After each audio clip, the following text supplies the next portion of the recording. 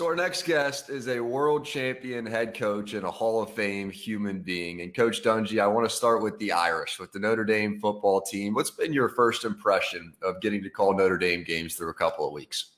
Well, Jack, I think the first thing you get is a sense of how special these young men are. When we get a chance to talk to them in the production meetings, you find out about their families, why they went to Notre Dame, what they're looking forward to. It's just awesome. You see some of the stories. Sean Crawford, talking about 6 years and coming back and being part of something special, and he and Ian Book being roommates and trying to lead the team.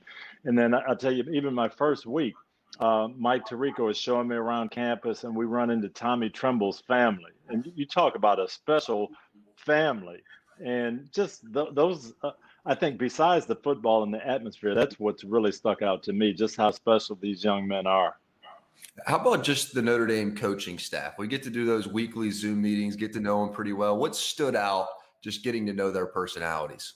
Well, I didn't know Clark Lee at all. And just being around him, I'm telling you, Jack, we better enjoy him while he's here, because he's not going to be there long. This is a head coach. You can see it written all over him. The respect that the players have for him, not only his schemes and what he knows about football, but relating to the guys. And, so many players have said, I go into Coach Lee's office and just talk to him about life. And that's what you're looking for. If I had a son who's coming out of high school now, those are the kind of guys I want him to play for. Tommy Rees just reminds me so much of myself, working for the coach that he played for and developing that relationship with Coach Kelly, becoming kind of going from the big brother to the offensive coordinator. It's been neat to see his development as well. And this whole year just feels like it's just a collision course with Clemson. Doesn't it? Just feels like all year long, everybody just in the back of their mind has this vision of the Clemson game. Do you feel like this roster stacks up well? What do you think just about the athletes that they have in the building there? Well, I feel that too, Jack. And, we can say it. Obviously, the Notre Dame players and coaches aren't going to say it. They can look at every week and say, we should win this game. We should win this game. If we do what we're supposed to, we'll win this game. And it is all pointing to that matchup with Clemson. And what's been neat about it is we're really getting, Notre Dame's getting some previews. We saw Chase Bryce and that read option, zone read, RPO attack in the first week. We saw Coach Scott, who came from Clemson, with that up-tempo, fast pace. So they're getting practice, even though the coaches won't say it. It's been good work for eventually when they do see Clemson. And I do believe they have the people to match up with them. I really do. Yeah, and they had to postpone this week, obviously, with a rise in the COVID cases. Again, how hard do you think it would be to coach a football team in this year? I am really amazed. We spoke to Coach Kelly before the opening day, and he said, I've done more this year coaching life and coaching what we have to do, coaching protocol and talking to these kids. And we heard his post-game comments after the South Florida game. Hey, make sure you wear your mask, stay on top of things, don't relax. And so you're coaching that as much as you're coaching X's and O's. And then I don't know how you deal with the uncertainty. We walk in last week and they tell us, hey, Maris Leofau can't play, Simon can't play, and they're going to start a young guy who's never played at weak side linebacker. And you say, gosh, how do you even deal with that, 20 minutes before the game? But that's what it's all about this year, being flexible, adjusting, being ready. We saw even in the game, Sebo Flemister didn't play much the first week, and he got a bunch of carries in the second week. And I think that's going to be all year, managing your team, keeping guys into it, making sure that you have a lot of players ready to go, because you're never going to know when you need them.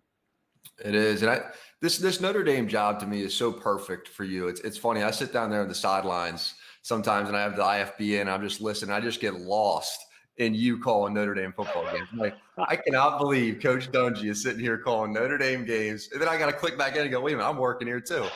I know. It is so much fun, Jack, and I can't believe it myself. I've loved college football. I've watched it. I've had a son who played college football. But to think that you're broadcasting it is crazy. But then at Notre Dame, with all the history and I'll tell you what blew me away. Paul Burmeister and I are getting dressed and changing in the booth last week, and Notre Dame runs all these promos on the big, beautiful scoreboard. So Yep. they're going back in history, and there's all these phenomenal calls from these big moments, and it's Brent Musburger and Frank Gifford and Keith Jackson, and then I looked over at Paul. I said, "You know what? We're calling this next game. This something's wrong with this picture, but it's just amazing all the history, and to think that you're there making some of that history now. It's pretty incredible." It is. And it's been so fun to watch watch you connect with all of these players and all of these coaches. And I think, you have this shared love of football and also of faith. It's so important to you. How did you come to be so strong in your faith, Coach? You know, Jack, it was really my mom and dad. Growing up, my mother she was a Sunday school teacher, and she would practice her lessons on us. And so I'd hear all the Bible stories, and she'd get us prepared for Sunday. And if it went well and we could understand it, then she knew it was going to be a good lesson. So I grew up with that. But it really, and I can remember my mom just over and over, what would it profit a man to gain the whole world but forfeit his soul? And this is Matthew 16:26, when I was 5, 6, 8 years old, 10 years old. And I understood it, but I really didn't grasp it until I got to my rookie year with the Pittsburgh Steelers. And I sit down in the first meeting, and Chuck Noll, is sitting down with us, and he says, "Welcome to the National Football League. You're getting paid to play football, but don't make football your life. If you make football your whole life, you're going to be disappointed when you leave the game." And I remember thinking, man, he sounds like my mother. But that was his message. And then he put me in a room with Donnie Shell. And Donnie Shell was a great player, about a fourth-year strong safety at that point. I was changing positions, going from quarterback to defensive back, and trying to learn from him. So I'm asking him all these questions, and he's telling me about the Bible and faith and life and marriage and things that I just was like blown away. So that's when I really started growing as a 21-year-old. And I saw what Coach Noll was talking about. I saw guys come into the league just totally focused on football only, and may have a tremendous career, go to Super Bowls, all those things, but be disappointed when they left. And so I said, you know what? Coach Noll's right. My mom's right. I got to develop this faith. And to me, that was one of the greatest things, Jack. I couldn't believe it. We got to the game, and Mike Tirico showed me around at 12:30 in the stadium. Coach Lee is bringing this big group of players into the 50-yard line, and they have a prayer circle out there. And he said he does it all the time because he wants the guys to focus on what's really important just before they go out and play. And yeah, it's been phenomenal. It really has. How about just listening to some of the players talk about being able to play for Coach Lee too, and the way he starts the meetings with something that's not even related to football? I mean, you have to do so many of the things we hear have to resonate so well with you, Coach. Yeah. I love it because that was me, trying to pass that on to my players as well. Hey, yeah, we can get some life lessons that translate to football, and they're going to help us be better players, but they're going to help us live better. And Art Rooney Sr. was our owner in Pittsburgh. Great, great man. And he talked about, hey, welcome to the Steelers. You're part of it. This is going to be great, but don't just concentrate on the football field. Make Pittsburgh a better place to live.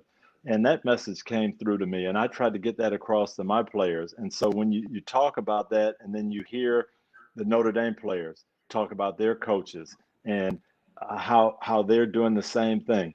Enjoy this life, enjoy college, make the campus a better place to live. We saw Dalen Hayes, and he talked about, hey, getting our group together this summer with everything that was going on in the country. How can we make Notre Dame a better place to be? And so walking with the coaches and just walking arm in arm, and then going to the conflict resolution center and talking to fifth and sixth graders. How do you resolve conflicts? How do we get through this? And that's what life's all about. It really is. And they have such a clear vision of that right now. Coach, Yes. you mentioned your players. What's your favorite memory when you look back on it? What's one of your favorite memories as a coach? It's funny. And we've got our next game is Florida State. And, we had so many great Florida State players on our Tampa Bay Buck team. Derek Brooks was one of them. His son is a linebacker for Florida State now. And I'm looking down the roster saying, oh, man, DeCalon Brooks, he was born, when I was coaching Derek. But I remember the first meeting that I had with the Bucks, and I'm going to try to do the same thing that Coach Noel did with us. I'm going to emphasize what we're going to be all about as a team. So I go in and say, hey, I'm your new coach, and I'm here. We're going to win a Super Bowl. That's our goal. We're going to play well. But if that's all we do, you guys won't remember it. And we've got to do more than that. We've got to make Tampa a better place to live. We got to be role models. I've got little boys. They look up to you guys. We want to lead them the right way. I go on for 45 minutes about what we're going to do in the community and everything. Derek Brooks is a second-year player. He comes into my office after the meeting. He says, hey, Coach, all that was great, but do you know I lost more games last year with the Bucks than I lost in my whole life? And I need to know how we're going to win. And I said, Derek, well, that is how we're going to win. We're going to win on and off the field, and being strong character guys and being together and being unified. That's how we're going to win. And he got it. He really got it. The next year, he came back into my office and he said, you know what, Coach, I want to make a difference in this area. I've been at this Boys and Girls Club. I've been hanging out with the kids, and it's not enough just to give them tickets to the game and say, come see us. I want to make a difference in their life. So he started, and this was 1998, he started what he called the Brooks Bunch. And he went into this inner city Boys and Girls Club in Tampa, and he got them together and he said, you know what? If you will do a few things that I ask you, I'll take you anywhere you want to go in this summer at the end of the school year. And the kids kind of looked up and they said, wow, that sounds like a deal. What do we have to do? And he said, well, here's all you have to do. No unexcused absences from school, no disrespect to parents, no disrespect to teachers, no trouble with the law, no drugs and alcohol, 3.5 grade average. You do that, we'll go anywhere you want to go. So he had, I think the first year he had about 11 kids who did that. And they wanted to go to Atlanta and see Dr. Martin Luther King's birthplace. So Derek got a bus, took them all up there, had a great time. They came back to the Boys and Girls Club and said, hey, you know what, Mr. Brooks, he's real with this. This was a great deal. So the next year they had about 13 kids that made it through and did all of those things. And they went to Washington, D.C. And they came back and they said, hey, this is awesome. So the next year they had 20 kids. And they said they wanted to go to South Africa and see where Nelson Mandela and where that cell was and everything. So Derek comes back into my office and said, Coach, I need some help now in this. My wife and I, we ended up going as chaperones with Derek. He took 20 kids to South Africa. It was one of the best trips I've ever had. And those kids are now coming out of medical school and coming out of law school and had never been out of Tampa, some of them. And it was just amazing. But that is the kind of impact that 20 years later, we look back and say, you know what? This was special. This was more than football.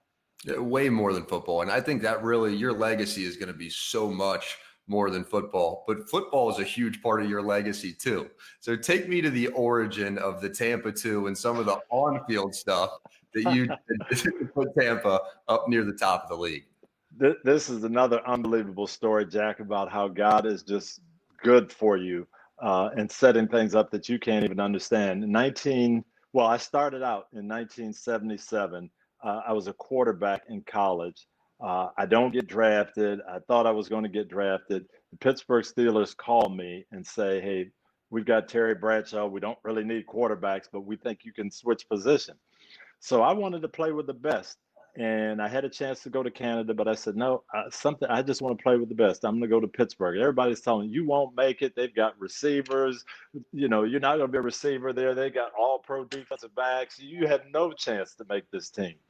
Well, I ended up making it and learning cover two from Coach Noel and Bud Carson. Bud was the defensive coordinator. He actually brought it from Georgia Tech. So this was 1977. Learned all about it. I ended up staying on the coaching staff 8 years. And then I go to Minnesota. I'm the defensive coordinator with Denny Green. And we're putting this together. And I said, I want to bring this Pittsburgh system, this cover two that we played years ago. And Denny says, great. So I'm there, and we've got Hall of Fame players, Chris Dolman, John Randall. We've got some great players, but we're starting to try to get secondary and linebackers. Denny coached a guy named John Lynch at Stanford and loved him. And we're trying to draft John Lynch. Tampa Bay takes him ahead of us. So I'm a little disappointed because Denny saw he'd been perfect fit for this. Well, the next year, 1995, the draft comes. We've got the 11th pick, and Warren Sapp is going to be a top 3 player. And Denny says, don't even look at him. We don't have a chance to get him. Well, some things start to come out. You know, he might be tough to coach, might have some things off the field. And he says, you better look at him because I'm hearing he might be there at the 11th pick.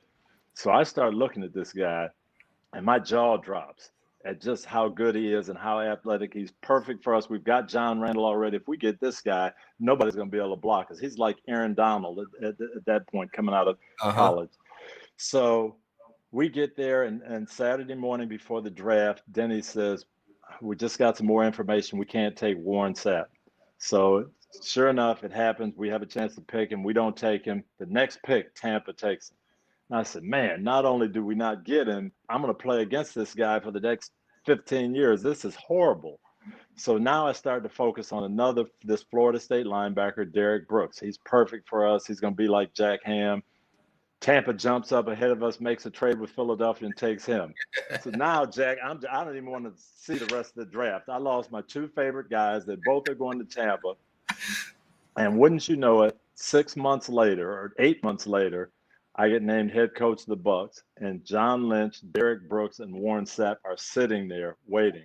Wow. So I go to them and say, I bring them all in. Hey, we're going to put this defense in. It's going to be perfect for you. You got to be strong up the middle. You are Jack Ham, Joe Green, and Donnie Shell. You guys are going to do it, and you're going to love this defense. So we put it in from the 1973 Steeler playbook in 1998. 25 years later, we put it in, and everybody thinks it's Tampa Two, but it's Pittsburgh Steelers cover 2 all the way. Wow. So everybody that said, Warren Sapp, you can't take him for whatever it was off the field. Once you get there, once you meet Warren Sapp, what changed your mind? Our scouts, we did the work on him. They said, you know what? He is hard to deal with. He's a smart guy. He doesn't always march to your beat, but he's the first guy on the practice field. He's the hardest worker. He sets the tone for the D-line. And I saw that on tape. So I went down and I said, hey, Warren, here's what I'm hearing about you. And he knew the story. He knew I wanted to take him at Tampa. So that definitely, when I was at Minnesota. So that helped. But I said, you know what? If we're going to win a Super Bowl, you got to be Joe Green. And you got to be not only a great player on the field, but you got to be one of our leaders off the field. And you and I have got to be on the same page. And he said, Coach, I want to win. Just tell me what to do. And Derek said the same thing. John Lynch said the same thing. So those 3 guys, I said, you're going to hold each other accountable. And if we get this thing together, you're going to be a great defense. And to their credit, they did, including Warren. They towed the line and did everything from a team standpoint that we wanted. Coach, I'm not sure I'll ever understand how you got out of Tampa, how Tampa let you out of that. That's one of the great mysteries of the world. You may have to help me out there. It was raised expectations. We went when I got there, they'd had 13 straight losing seasons. I think most of them double-digit losing seasons.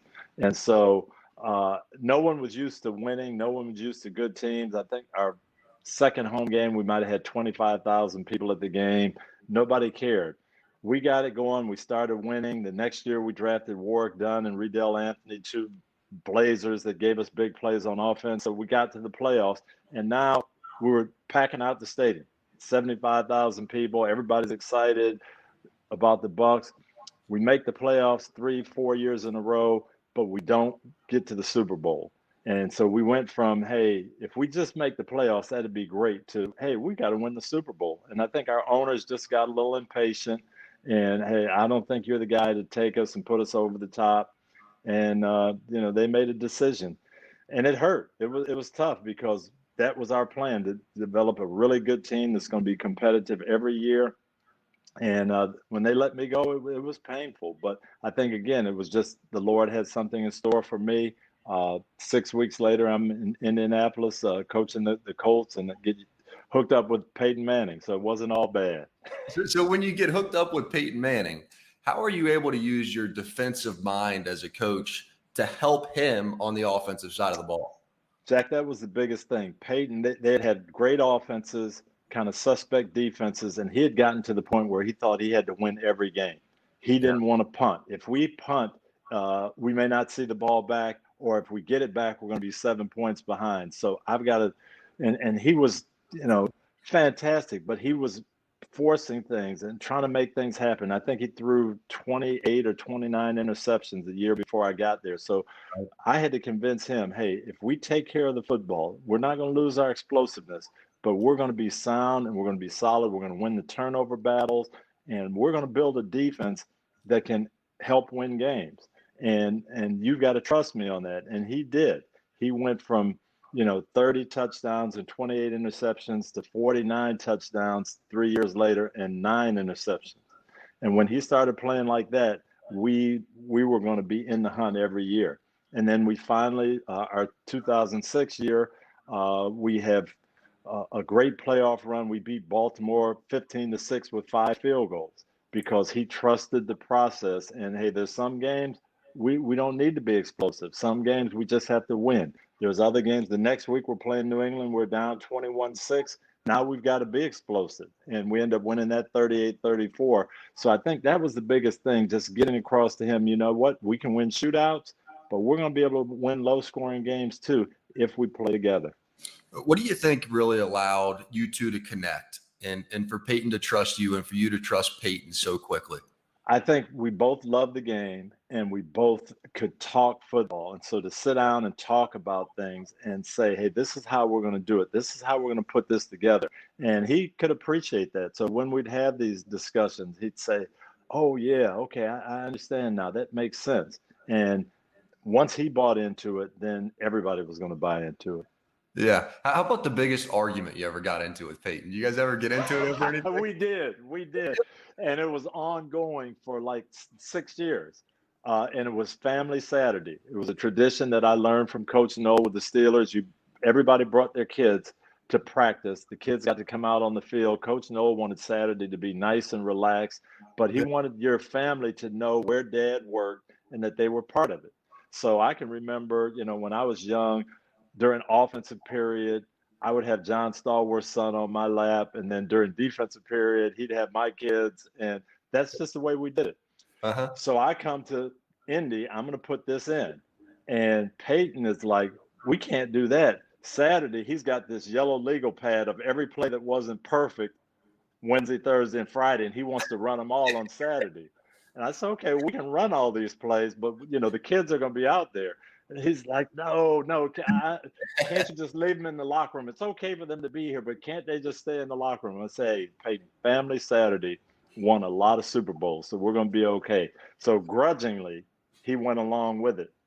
But about every 3 or 4 weeks, he'd come to me, Coach, how about the locker room? Can we just keep him in the locker room? That went on for 6 years until we finally win a Super Bowl. Well, fast forward, years later, I'm working at NBC. He's at Denver. He has twins now. And Sam Flood, our producer, sends me out to Denver to interview him. We're going to have them on the opening night. Yep. So I go out there, and before I can even get in the locker room, Brandon Stokely, who also played for us, runs up to me and said, you're never going to guess what Peyton did. You will never believe it. I said, what did he do? He went to Coach Fox and he said, we've got to institute Family Saturday. We've got to have the kids. The kids have to know where the dad works. And I thought, man, we have come full circle. And that's when you know, Coach. What a special moment. What a special moment. You, of course, end up in the Super Bowl with Indy. What were you thinking when Devin Hester returns the opening kickoff for a touchdown? I'll tell you that story, too. You have 2 weeks to prepare for the Super Bowl. The first week is in your hometown, and then you go down to Miami for the second week. So all the first week, we look at the tape. They don't have a lot of offensive weaponry. Devin Hester is their guy. He makes things happen. He gets the field position, makes the big plays. We talk all week. Don't let him touch the ball. We're going to pooch it. We're going to kick it in the corners. We're going to punt out of bounds. We're going to dribble it. And that was our plan all week. So now we get to Friday night before the game. Our chaplain gives the message, and he talks about David and Goliath. So why do you think David got Goliath? Because he wasn't afraid. He went right at him. Everybody else ran and was afraid. He went right at Goliath. Yeah. And so I started thinking, man, we can't be afraid of Devin Hester. This is the Super Bowl. So I tell the guys on Saturday, I hope we lose the toss. We're going to go right at him. We're going to kick it right down the middle. When we pound Hester, they're going to know we mean business. It'll be just like Goliath. They'll drop dead.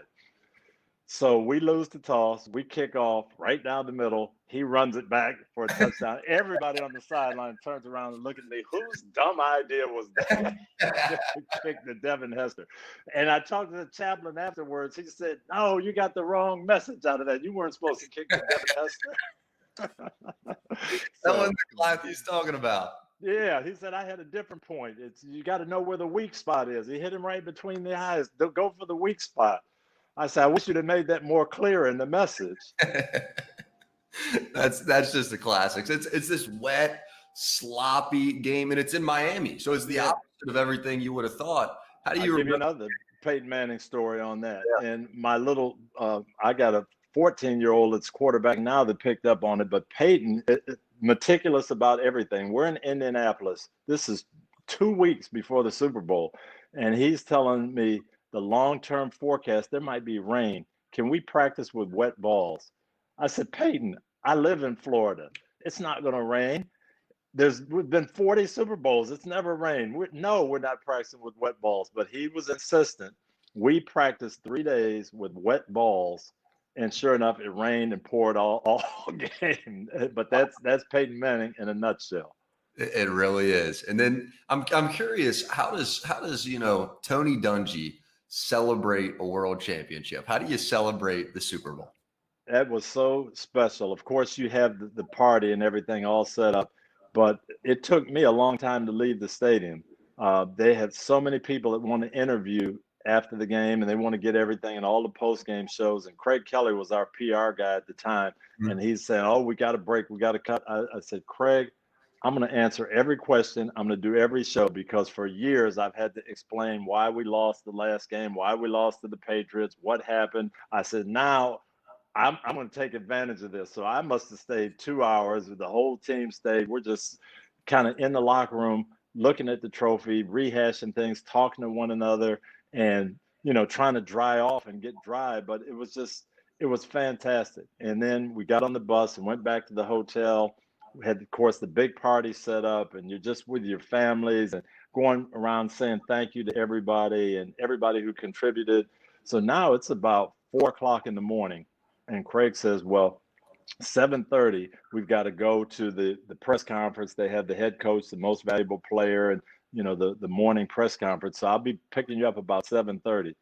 So I told my wife, Lauren, "Well, it's 4:00 now. Why go to sleep?" So we just talked about the last 30 years and moving around and going from place to place and the disappointments and kids and family. And we ended up just talking for the next 3 hours and reliving 30 years of life. And it was great. Wow.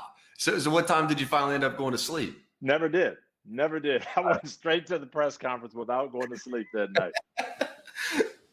I bet that was a hell of a press conference, Coach. Oh, it was. It was special. And, Peyton was the MVP and first African-American quarterback first African-American coach to win a Super Bowl. Just all of those special moments. And I was just so thankful. I said, Lord, how does this happen? Jackson, Michigan, 30,000 people in the town to coach in the Super Bowl team. It just shouldn't happen, but it was pretty special. Yeah, one of the moments, and I was, 11 years old at the time, but one of the moments I really remember was the team prayer right after the game in the locker room. How did that come together? We do that after every game. We come back in, we have a prayer before we let the media in. Mm-hmm. Well, the Super Bowl is different. The media is crashing in and they want to get the stories right away. So we're kind of mingling in the locker room and doing interviews, and cameras are there. And one of our players said, "Coach, we have finished every game with the team prayer. We didn't get a chance to do it. We really ought to do this." So I said, "You know what? You're right." And I asked everybody to turn their cameras off and turn their tape recorders off. Let us do the prayer, and then we'll resume, the celebration. And one person didn't follow those directions. One guy taped it. And I was so mad to begin with, but it turned out to be great because, the entire country got to see it, and it showed our character of our team and what it's all about. And it really ended up, I've got the picture on my wall up here somewhere. As a matter of fact, I don't know if you can see that. but that is the picture of it. And Right it was there. just, yeah, it was just a fabulous moment for us, and one that I'll never forget. So then what winds up being the biggest factor when you decide to step away from coaching? You're still obviously a young guy. You could have done it for another 20 years if you wanted to. What made you decide that this is time? Yeah, I started Jac at 25, Mm. and I'd coached 28 years then. I was getting ready to turn 54. My wife and I had been married for, gosh, 25 plus years at that time. And I just felt like for my family, it was time. Jim Caldwell was our assistant head coach. I knew he was ready to go. I knew we had a Super Bowl ready team, and I wanted him to have some success too. I didn't want to leave the cupboard bare when I left. Mm. So my wife and I talked, we prayed about it, and we felt like that was the right time. I ended up getting the job with NBC, which was perfect for me. Jim took them to the Super Bowl. It was a Super Bowl ready team. And so it was just perfect timing. And you mentioned your wife, Coach, and you guys have had such a special relationship, and a relationship seems to be so based in faith. So when did you guys first decide we want to adopt kids? When did that first happen for you? It was crazy. My wife and I met in Pittsburgh. I actually did a father and son breakfast at her church. I was the guest stealer, and the minister introduced me to her. And so we hit it off right away. We Yeah. got married. She was from a large family. We always wanted kids, but we didn't know how the Lord was going to do that. And then we got down to Tampa. We had 3 kids already, and shoot, our oldest was at that time was like 17, and our youngest was 8. And so I'm feeling pretty good. We've got a pretty neat family. But she says, no, we can do more to help people, and let's look into this adoption thing. So we did, and I found out that there were a lot of people in the Tampa area that were really pro-life, and they were encouraging women not to have abortions and saying, hey, if you will take this pregnancy through the full term, we'll find families for your child. And they came to us. My wife investigated it, and they said, you know what, we are really facing a shortage of adoptive parents, and especially African American parents. Hmm. And I couldn't believe it. I said, are you serious? And they said, oh no, we promised these women that we will place their children, and we're struggling. We've got a backup. And so in 2000, we ended up adopting a little boy, and it was special, and it was unique. But we saw the need, and we saw that there were other kids there. So we've ended up adopting 7 more since then. And it's been, keeps me going, keeps me working, that's for sure. But it's been a lot of fun.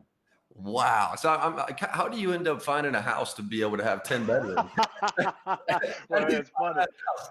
This is my little sanctuary here, my office. And as NBC was getting ready for this COVID situation and said, hey, we might have to broadcast from your house, I said, this is the only place I can put it. The kids aren't allowed in here. Any place else is going to be too noisy. But yeah, we have added on to our house about 3 times. We've got 6 bedrooms now. And Jordan is 20. He's about ready to move out, but we've got him 20, 19. Let me see if I can get this right. 20, 19, 14, 10, 8, 6, 6, and 5. Yeah, it's pretty noisy in here. If you catch me after 3 o'clock, it's pretty noisy. I bet it is. I bet you got a heck of a quarantine, Coach. What's it like quarantining with all the You kids know in what? the house? When we did this summer, it was pretty cool because they had their own group. It wasn't like most kids were, gosh, we don't have anybody to play with. We had basketball court in the driveway, swimming pool in the backyard, trampoline. So they were hanging with each other, and we got to do a lot of family stuff together. And especially in Florida, where they said you can't have groups of more than 10 people. So we couldn't go see anybody else. We had a group of 10 already. So we pretty much stayed with ourselves and did it together. But I think it brought us closer together. That's right. Well, Coach, it is the honor of a lifetime to get to work with you. And I really appreciate you taking some time today to come impart some wisdom on our audience. Oh, it's been special. And Jac, you're doing a great job. It's been awesome working with you. And as you can see, the NBC family is pretty special. And we're glad to have you as part of it. Very special. Thank you, Coach. All right.